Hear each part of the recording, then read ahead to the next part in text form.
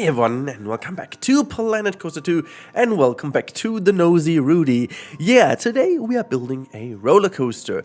This is my first video since I've become a second-time dad, so bear with me. Voice is being nosy and tiredness inside of me is going nuts. More about that during the voiceover. It's gonna be a short one because I'm building this coaster as a little bit of a concept, but I'm quite happy with how it's turning out at the end. Obviously, there's going to be a POV and stuff as always. But before, let's quickly talk about the sponsor of the channel, Instant Gaming. As you know by now, this is the place where you get wonderful keys for a good discount. You can basically get every game you want to, or you can get in-game currencies of like PlayStation, Xbox, or whatever. There's always support, always reliable. You can grab whatever you want, full game, DLC, or pre-order. Just type in whatever you want and see if it's there for a good value. You're gonna find the link always in my description or on my channel page. And now I wish you a good find, and let's continue with the video actually, because we have to talk about a lot with this coaster. So I did find a technique online. Someone, I forgot which video it was, I was like literally sitting in the hospital waiting for, you know, stuff to happen with the little kid, and I found a video where someone built a coaster in Planet Coaster 2 solely out of the 4-meter method with the banking offset turned to 1 meter in the positive. Now, after smoothing this a couple of million times, it turned out to be looking oddly smooth and nice. So I was like, okay, let's give it a try and do it and see if I can succeed in that. Fun fact, I didn't. So I'm not sure if it's just because of this B&M type of ride that didn't work fine. I remember in the video that was being the new gen Vekoma that was used, so maybe it's gonna work better with that type of track, but apparently it didn't work out that well. So I've been re-editing this coaster so many times. Now, about this layout of the coaster, I asked ChatGPT to give me a compact B&M sit-down coaster or sitting coaster design, and it did give me a pretty good outline to what I wanted to do, but it was unable to tell me how to connect the pieces with each other. So I went a bit more freestyle, and I wanted to just kind of, you know, bring in some very well-known B&M sitting coaster elements and then also do some own stuff. And honestly, I'm very happy with how it turned out in the end. So what you're seeing on screen is my first attempt at the layout, and I wanted to have these two rolls after each other. Like there is like a very well-known coaster from B&M that does feature this, and this is the, let me just quickly double check so I'm not even lying to you. This is the, hold on for a sec, I need to open that again. This is the Kumba, and it has this kind of roll double feature, but it's not like one roll after the other. It's actually two rolls intersecting each other, but I wanted to have them after each other this time around. So this is also where the queue line should go through. Well, technically I should say that these rolls can be better. I also started with the pre-drop, like a bit of an older B&M type of pre-drop before going down into the layout, but you know, I decided against it later on. And also a lot of different elements in this ride, like for example this intersection over here with the two tracks is gonna go for a way tighter turn. Just the pace of the coaster wasn't enough to maintain what I wanted to have. Like this roll over here actually turned out so well that I'm going to keep that one alive, but a couple of other things have been reiterated. Okay, while you can see what I'm doing with the layout, and I'm still building with the 1 meter method and the banking offset, again, it just didn't turn out well enough for me. Also, I had a very hard time getting the shaping right. Like I tried to do that with angle snap, but these L11.2 whatever 25 meter snap is just, I don't know, it's too harsh for me. I don't know why we can't get like lower than that, like 5 degrees or so.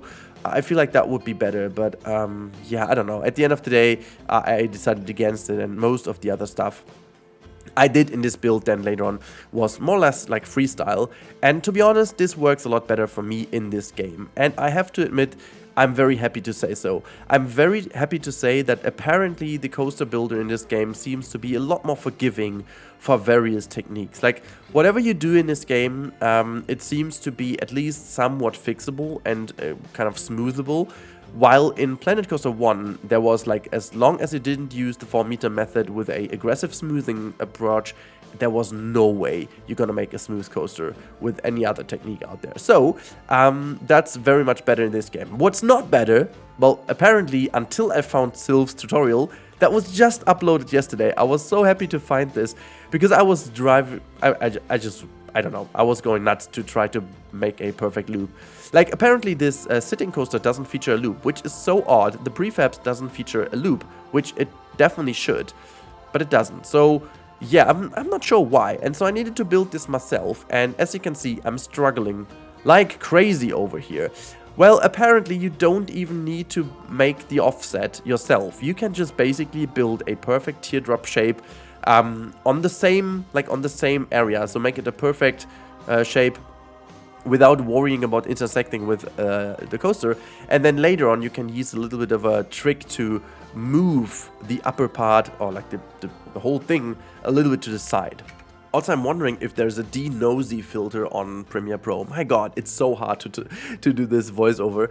The next coming days will be a bit of a weird thing, you know, with the little one, just trying to, you know, get the hang of it with a family of 2 now. Actually, a family of 4, but, you know, my wife is kind of capable to deal with her own, but the other 2 obviously need some more maintenance. But yeah, so just to take that minute, because I'm just like struggling like a madman in the background before I'm then just like cutting over to where I was succeeding in this. But let me just give you a brief look into my life situation right now, because I'm just so happy to, yeah, be a dad of 2 now, have a little boy and a girl, and the girl being the bestest big sister you can imagine. She is, yeah, I don't know, I can't put in words how extremely proud she's been making these past days. Like, you know, there's a lot you could expect, like a lot of things that, you know, this little person, this little human has to experience now. All of a sudden there's like a second one in here who gets all the attention, and you know,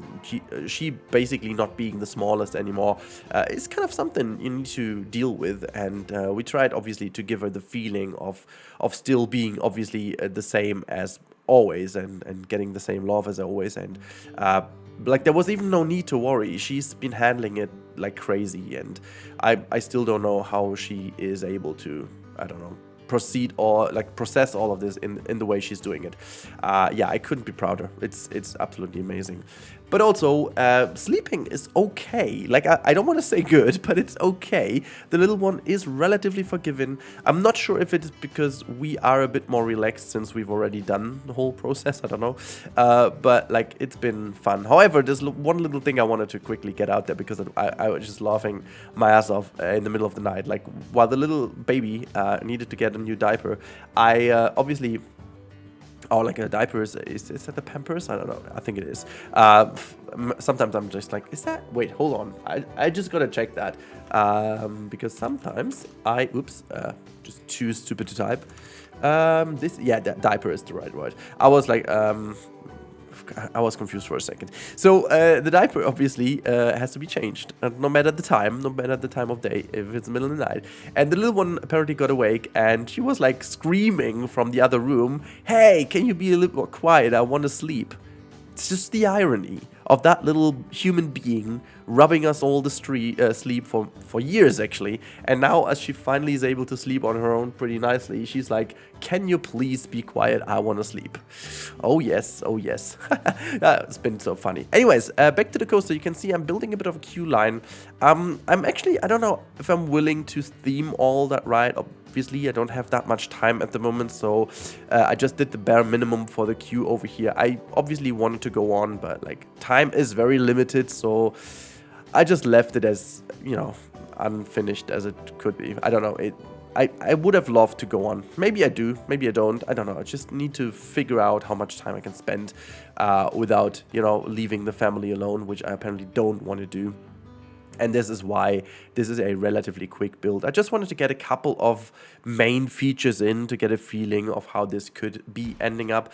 I wanted to keep this a relatively open and nature-based coaster with a couple of you know, little pits where the coaster sinks into, and then making sure that there is a bit of a concrete wall going on to the left and right, which apparently I haven't done yet, but I would have done this with these plaster pieces over here, as you can tell, like, you know, just trying to see how that goes. And obviously a bit of a mesh over here, making sure that if there is someone having a loose smartphone falling off the ride, it's not going to hurt anyone on their heads when it's falling down. But yeah, as I said, just like the very bare minimum. But I would say, as this is, well, obviously not too much to talk about, let's actually jump into the real-time part and have a look how this coaster, A, looks from the outside, and B, actually rides on right. So let's jump over. Alrighty, so this is the coaster from the outside, as you can see. Again, I'm very, very happy with the layout, how it turned out. As you can see, before we actually go into the on-ride, I want to point out... Oh, is it actually raining right now? Oh my god. It's never raining when I'm recording, but now it's raining. Okay, well, people are then leaving, which is kind of hilarious because there's obviously no hiding place. But this one over here, as you can see, has a typical 40 degrees lift hill. Then we go right into the drop, going into a bit of an airtime feature, going into the loop, and then we have a mid-course brake run relatively early on in the ride, but I just figured it was the best to put it there. We have kind of a dive loop. It's not like necessarily a typical dive loop, but it's like a, you know, inverted loop, like going down in here, half loop. Then we have a bit of a typical like high bank turn, going into these double roll features, and then obviously over here I changed this whole process dramatically. We are going from actually having a bit more intersection over here right into a pretty tight left-hander, which with the pace available goes going into the 0G stall, and then in a very tight helix we make it back, actually not the helix, just like a right-hander turn back into the station. If we follow the path of a guest, which we are going to do right away, just going to, whoops, go in here. Gosh, I hate this light rain in the temperate biome. It looks so weird. The colors look weird. Everything looks weird. But yeah, it is what it is. Also love how the bridges turned out. This like smoothing technique with the pathing is just like gold. It's absolutely gold. Whoops. Okay, yeah, it's so gold that I can't even walk past it, I guess. Oh my god. Yeah, never mind. Let's jump on top. Let's see if I can actually... Whoops. Hate it. So, yeah, okay, I can't get here. Okay, this is odd. I can't pass this. Well, that's whatever. Never mind then. I also, if I would do this properly, I would need to do some custom supporting here. The typical B&M loop supports do look different and very iconic, I should say. And then we also have another little bridge. Well, technically, we shouldn't be able to. Oh, we can. Okay, it seems to be just like because of the stairs. No, it's so odd. But I love how, like, look at this little shape. Really love that. Really, really love that. It's just really very nice to see how the pathing can actually work. But yeah, as I said, the coaster itself looks pretty damn good, I guess. Really happy with how it turns out with the roll over here. Like, doing some proper scenery should make this ride look very, very cool indeed. Like, you know, having a cool station over here and having some cool stuff should make the whole thing look very, very dope, I guess. But yeah, let's go out of this camera and into the ride actually itself. Let's see if we can get some sun, apparently. Let's see if it's in the next hour. Oh my god, there's heavy rain. The next hour is featuring heavy rain. Okay, well, gonna speed up here and see if we can do the ride in the light rain. Just waiting for a couple more guests to come into the coaster to see if it's actually then starting to operate. Let's see if it's closed. Oops, there you go. And then we're just gonna jump onto the train, and I'm gonna shut up, and we're gonna have to see how the POV works. I'm gonna go to the front bumper first, and we're gonna enjoy this from this perspective.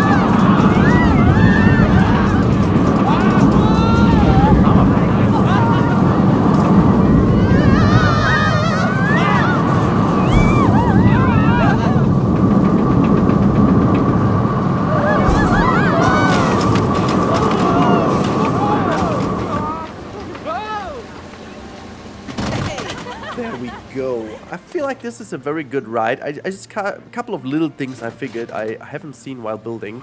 Sometimes you need to ride, like there's a little bit of a weird wonky part over here. But other than that, I'm very happy with how it rides. Again, there are a couple of things you could definitely improve, but overall, I'm very happy with the layout. You can see also the footprint from above for a sitting coaster of P&M is super, super small. And yeah, it still rides pretty nice. I guess the pacing in the second part is good. The second roll isn't as nice as the first roll. It is a tiny fraction too tight. I would need to drag the whole part over here a tiny bit to the left to just give it this tad bit more perfect roll. This one over here has it. It's just a tad bit more clean. But yeah, I should definitely build more coasters. Getting used to the coaster builder in this game would give me proper access to building better coasters step by step. You know, I always said I'm not an expert. I'm trying to rock myself closer to building good coasters. But yeah, I'm just still very, very happy with this ride, and hopefully you guys enjoyed this episode. There's not really that much more to say. We have a whole day of rain, so well, there's no chance for me to take some proper screenshots here. Whatever, have a good time, guys. Thank you so much for watching, and as always, I would love if you can support the channel. Just subscribe if you can or haven't already, and also make sure to like the video and leave a comment about the layout, what you like, what you dislike. I'm trying to get better, so maybe you can just help me out by giving me some constructive criticism, how that is always called. And yeah, I'm not sure how often and how much I'll be back at the moment. I'm trying my best, but for now, that shall be it with this ride, and have a good day. Thank you, and goodbye.